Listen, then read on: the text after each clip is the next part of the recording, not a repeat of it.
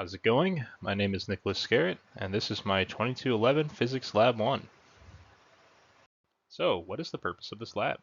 Well, the purpose of this lab is to understand Newton's first and second law of motion. We will compare a computational model glow script and an observational model tracker of an expo marker traveling in one direction. We then will observe that there is a difference of result between the two models and brainstorm as to why. So the two fundamental principles of this lab are Newton's first and second law. Newton's first law reads an object at rest remains at rest, and an object in motion will stay in motion unless acted upon by an unbalanced force. And Newton's second law reads the net external force equals the change in momentum of a system divided by the time. And so we know that Newton's second law states that F net is the derivative of momentum over the derivative of time. And rearranging this equation, we can actually see that we can get a velocity final with this, get over momentum initial plus F net over mass times delta t. And so in a real system, there's going to be net forces all the time. But we'll see that there's a discrepancy between our computation and observational model, between the numbers, because our computational model does not account for net forces. So what is the system and what are the surroundings? So the system in this lab is going to be our expo marker. This is the thing that we're going to be studying. And then pretty much everything else that's interacting with the marker is the surroundings. So the system plus the surrounding is literally just everything. So, this could also, be like gravity, air, friction are all things that affect our system. So, taking the video, I just threw a marker among a meter stick, calibrated that meter stick, and then pinpoint the center mass for each frame of the video. And then I got this data, put it into a graph, and one discrepancy here, however, is that between 0 and 0.1, this is inaccurate. I was not able to get that one frame.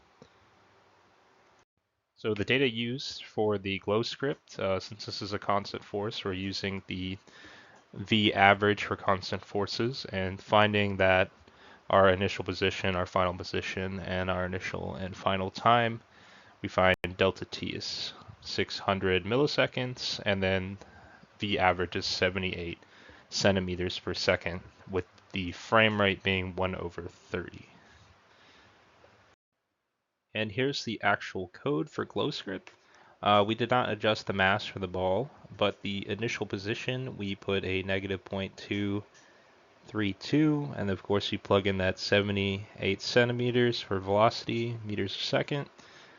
We set the time less than 0.6, which is the entire length of the video. We do not have a net force in this. We are not accounting for any sort of net force affecting the system in this case.